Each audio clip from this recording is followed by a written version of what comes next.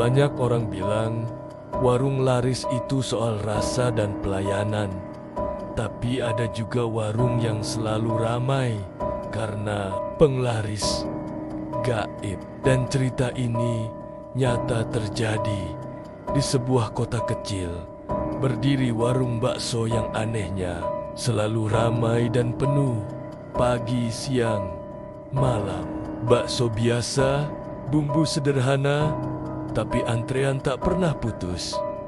Orang-orang bertanya-tanya, apa rahasianya? Pemiliknya selalu tersenyum, berkata, rezeki dari Tuhan. Namun di balik senyum itu, tersimpan janji gelap yang lama dipendam. Konon, suatu malam, pemilik warung mendatangi seorang dukun. Mereka mengatur ritual penglaris dengan ayam hitam. Ayam yang katanya bisa jadi jembatan antara niat manusia dan energi dari balik tirai. Ayam itu dibawa dalam kain hitam, diletakkan di pojok dapur, di dekat tungku kuah. Lilin menyala, mantra berbisik, dan semangkuk kuah pertama malam itu dicecap oleh sosok yang tak tampak. Sejak hari itu, kursi-kursi tak pernah kosong. Pelanggan datang, makan, dan entah mengapa selalu merasa ingin kembali. Rasa bakso bukan sekadar sedap. Ada semacam panggilan halus yang mendorong lidah untuk rindu. Pemilik warung menabur senyum pada tiap mangkuk. Kasir tak henti memukul kalkulator, dan uang mengalir seperti kuah panas yang tak pernah surut. Tapi penglaris gaib itu tak gratis. Ada janji yang diucapkan, tumbal manusia. Janji kejam itu bukan untuk ditunaikan, melainkan untuk ditakuti.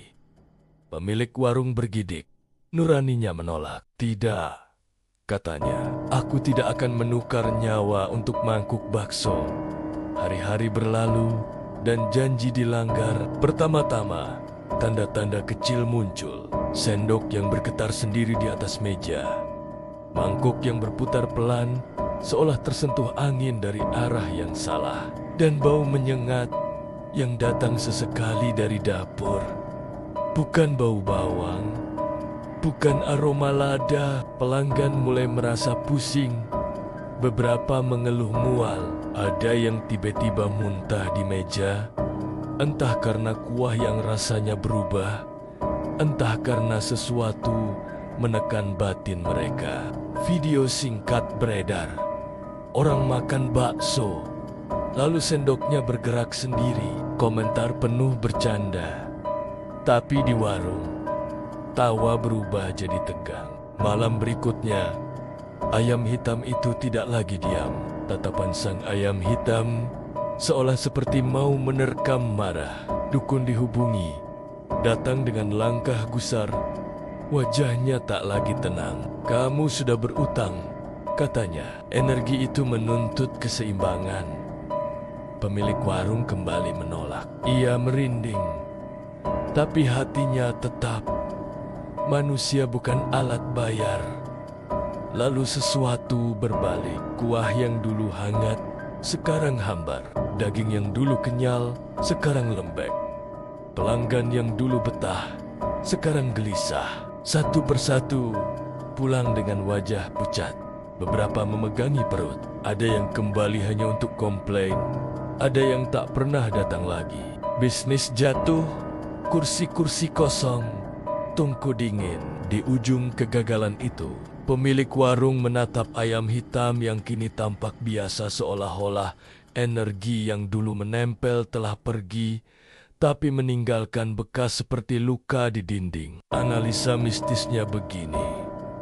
Energi gaib bukanlah jalan pintas tanpa harga. Ketika niat manusia mengundang kekuatan yang tak dimengerti, ia seperti meminjam dari sungai yang arusnya liar. Selama kamu mengikuti arah arus, kamu melaju. Begitu kamu menolak bayar upah arus, ia berputar, membentuk pusaran, menarik balik semua yang kamu kumpulkan, bahkan lebih.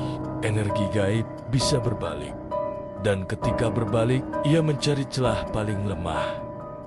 Pencernaan pelanggan, rasa kuah, suasana ruang, bahkan keberuntungan di dompet. Pada akhirnya, pemilik warung menutup pintu kayu yang dulu berderak oleh ramai. Ia mengganti doa, bukan untuk laris, tapi untuk bersih. Ia membersihkan dapur, mengembalikan ayam hitam ke alamnya, diserahkan ke orang yang paham cara menutup ritual tanpa melukai. Butuh waktu, butuh kejujuran, butuh rasa yang jujur dari bahan yang sederhana. Itulah pelajaran yang sering terlupakan. Rezeki bukan dipaksa, bukan ditarik dengan tali tak terlihat, melainkan dirawat dengan kejujuran rasa dan pelayanan yang tulus. Dan jika kamu mendengar cerita warung selalu penuh, jangan buru-buru menghakimi. Kadang laris karena nikmat, kadang ramai karena penasaran, kadang karena sesuatu yang seharusnya tidak dipanggil. Kalau kamu lagi makan bakso, terus sendoknya gerak sendiri, jangan lari dulu. Rekam aja buat konten, lalu subscribe channel ini.